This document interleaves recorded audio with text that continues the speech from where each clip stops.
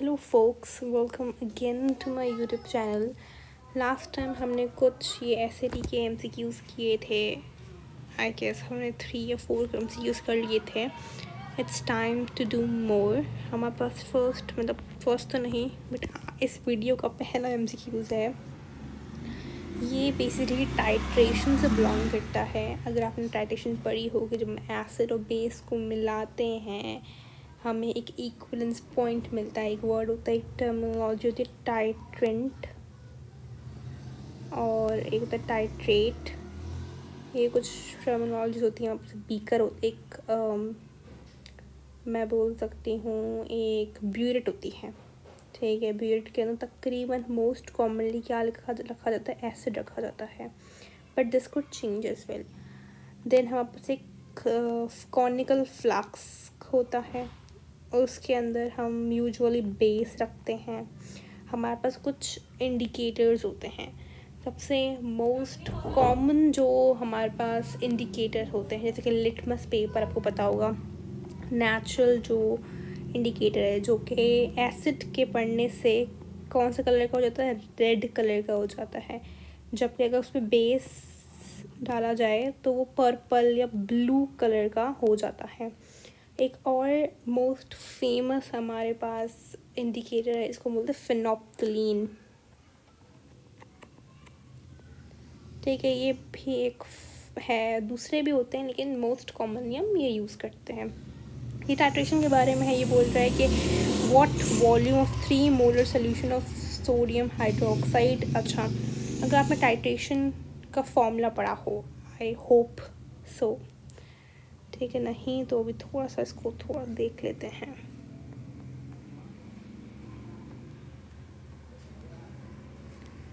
ठीक है, हमारे पास फॉर्मूला होता है एक,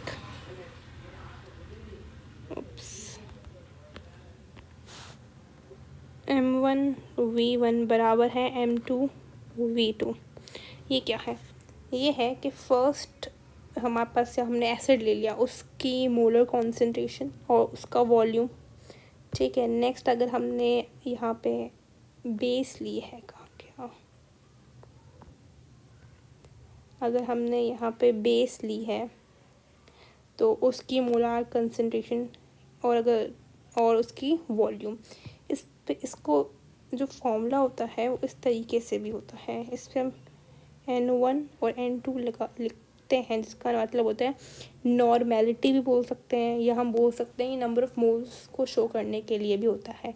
लेकिन क्योंकि हमारे पास क्वेश्चन के अंदर नॉर्मेलिटी दी ही नहीं गई तो हम इसे यूज़ भी नहीं करेंगे, ठीक है। यहाँ पे बोल रहा है फिर volume of a 3 molar solution of NaOH।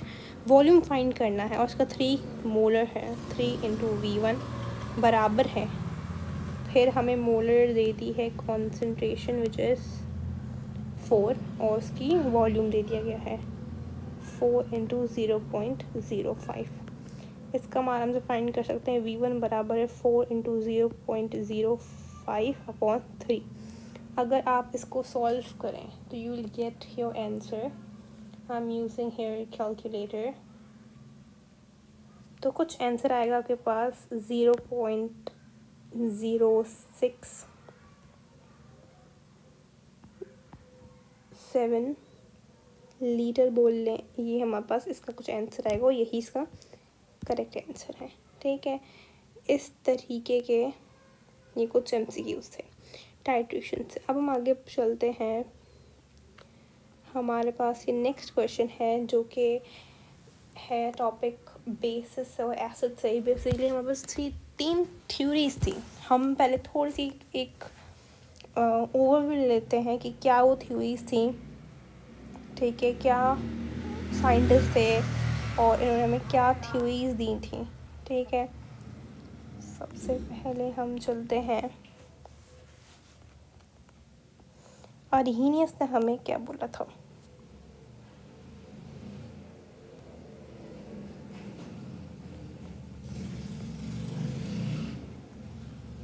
अरहीनियस एक साइंटिस्ट थे। इन्होंने बोला था अगर आप किसी भी एसिड को पानी के अंदर डालते हो तो वो H+ आयंस क्या करता है, लिबरेट करता है या निकालता है, ठीक है।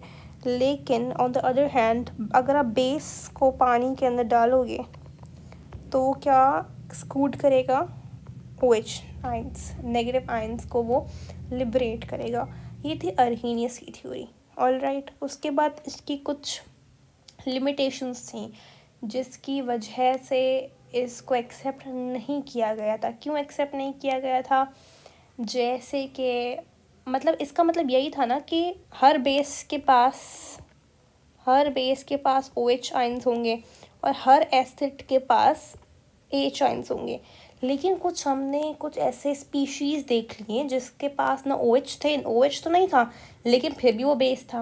उनके पास H आइंस नहीं थे लेकिन फिर भी वो एसिड थे। जैसे कि मैं बता दूँ, अमोनिया हम सबको पता है आज के वक्त में इट्स अ बेस, राइट।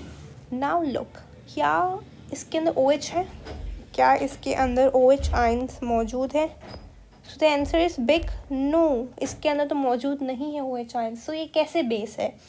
तो इस कॉन्सेप्ट को अर्हीनियस की थ्योरी एक्सप्लेन नहीं कर पा रही थी, इसलिए हम बोलते हैं कि अर्हीनियस की थ्योरी सही नहीं थी, इसकी कुछ लिमिटेशंस थी, ठीक है। इसको सही करने के लिए हमारे पास दूसरे साइंटिस्ट आए जिसको हम नाम देते हैं ब्रॉन्स्टेड लॉरी करके।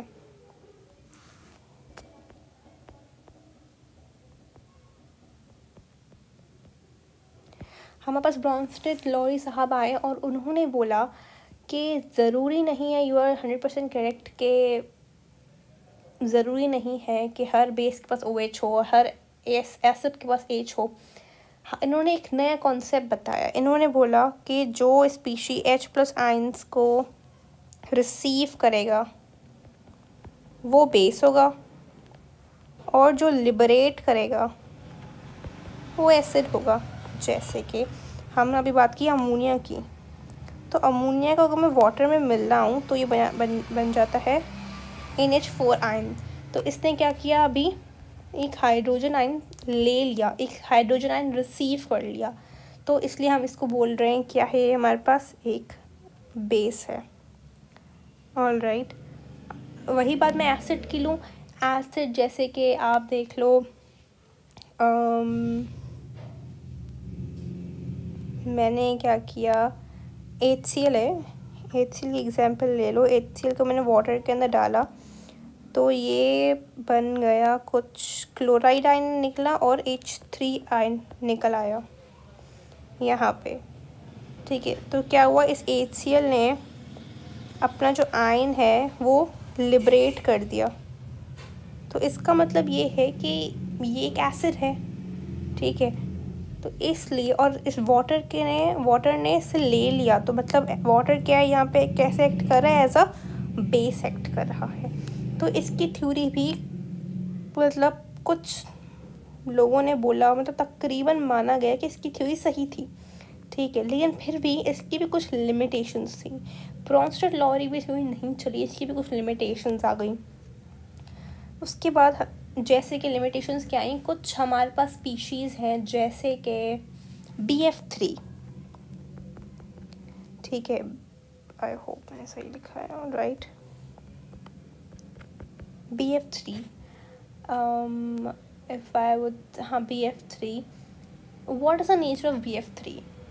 ये कोई भी थ्योरी डिफाइन नहीं कर पा रही थी कि BF3 का नेचर क्या होगा। इज़ इट अ एसिड और इज़ इट अ बेस? अगर आप एक चीज़ उठा के देखो इसके स्ट्रक्चर में, आई होप आपको स्ट्रक्चर्स बनाने आते हैं, इसका स्ट्रक्चर कुछ इस तरीके से है। बोरॉन बिलोंग्स टू ग्रुप 3, ठीक है। एक इसका है, आई एम सॉरी,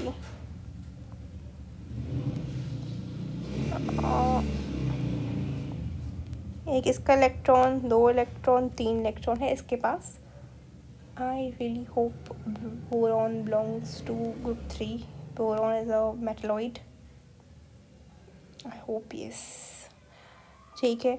बोरॉन के पास है 3 ये इलेक्ट्रॉन हो गए, एक इससे लिए 4, 5, 6, इसके पास है 6 इलेक्ट्रॉन्स, राइट।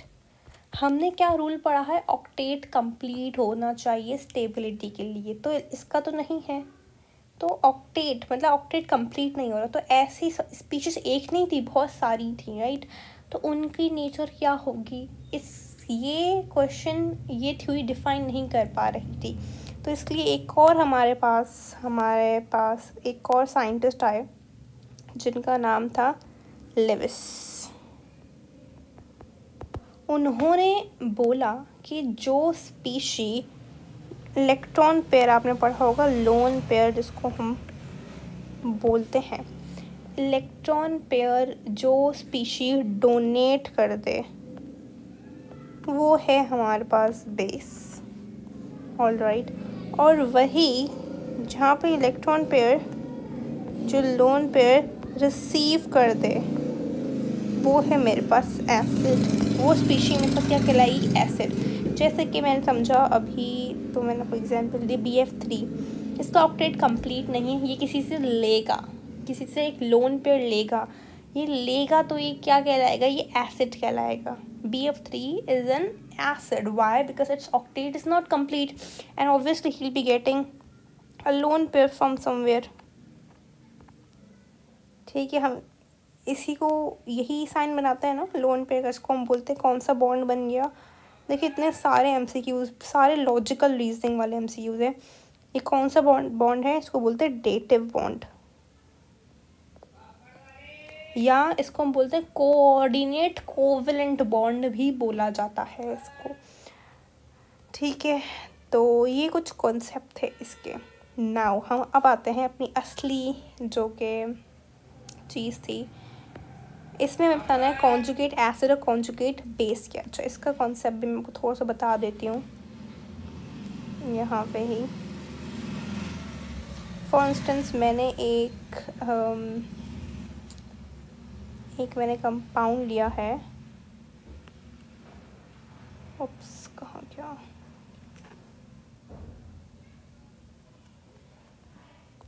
मैंने एक रिएक्शन लिया NaCl प्लस H2O भी नहीं, HCl। हमें पता है ये बेस है और एक एसिड है।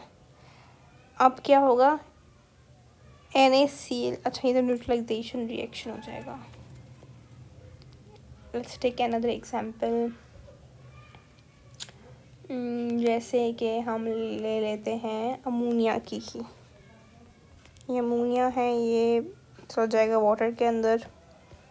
अब क्या होगा, अमोनिया एक बेस है और आपको पता है वाटर जो है एक इम्फोटेरिक नेचर शो करता है। अगर इसके सामने हमने एक स्ट्रॉन्ग बेस रख दी तो ये एज एन एसिड बिहेव करेगा, but on the other side if we place a strong acid तो it will behave as a base. तो ये यहाँ पे एज अ एसिड बिहेव कर रहा है। नाउ दिस अमोनिया क्या करेगा, एक हाइड्रोजन आयन ले लेगा और OH नेगेटिव बन जाएगा। आप यहाँ पे देखिए NH3 ने एक हाइड्रोजन आयन ले लिया है, ये बेस है। ये जो NH4 है ये कहलाएगा conjugate base, sorry conjugate acid, this known as your conjugate acid. जबकि जो OH है this is known as your conjugate base, ये कहलाएगी आपका कॉन्जुगेट बेस। ठीक है, वैसे ही एक और बात समझ लें, इतने सारे मैं MCQs बता रही हूँ, आई डोंट नो व्हाई, ये थ्योरी क्लास नहीं थी।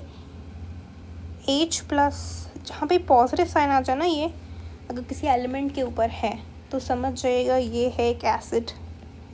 वहीं कोई मैंने OH के कोई एलिमेंट या कोई भी एक आयन इसमें नेगेटिव है तो आप समझ लीजिएगा ये क्या है, मेरे पास बेस है। ऑलराइट, ये सारी हमने बातें कर ली। अब मेन बात पे आते हैं, मेन क्वेश्चन पे आते हैं। Identify the conjugate acid and base. Ammonia, हमने अभी ये एग्जांपल ली, थैंक गॉड। अमोनिया ये क्या है, हमारे पास बेस है, ये क्या है, मेरे पास एसिड है। NH4 क्या होगा, कॉन्जुगेट एसिड, और OH क्या होगा, कॉन्जुगेट बेस। ठीक है, आई होप ये समझ आ गया होगा, मैंने अभी ही थोड़ी देर पहले ये बात आपको समझाई।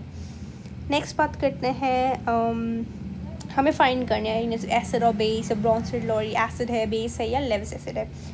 NaOH के अंदर NaOH क्या है चीज़ है? NaOH एक अर्हीनियस बेस है, ठीक है। ये क्या है? एक अर्हीनियस बेस है, अर्हीनियस बेस। HCl के अंदर HCl क्या है? तो HCl अर्हीनियस एसिड भी है और ये ब्रोंस्टेड एसिड भी है। क्यों? क्योंकि ये H आयंस दे रहा है। नेक्स्ट है अमोनिया के अंदर। अमोनिया क्या चीज़ है? तो अमोनिया एक बेस है। किसकी बेस है? ब्रोंस्टेड की बेस है। अगेन ये लेविस की भी बेस है। क्यों? क्योंकि ये अपना जो लोन पेयर वो देता है। नेक्स्ट है अमोनियम आयन क्या है? तो ammonium ion is Bronsted acid, NH holds the bronsted acid, ठीक है। and Lewis acid as well। क्यों? क्योंकि इसने रिसीव किया हुआ है क्लोन पेयर। नेक्स्ट है CH3CN। इसके अंदर ये क्या चीज़ है? और अगर मैं इस कंपाउंड की बात करूँ, ये क्या कर सकता है? अपना लोन पेयर डोनेट कर सकता है। तो ये क्या कर लाएगा? Lewis base. Alright, so I hope ये छोटा सा कॉन्सेप्ट आपको क्लियर होगा। We'll be doing more these MCQs in my next video. Till then, stay tuned.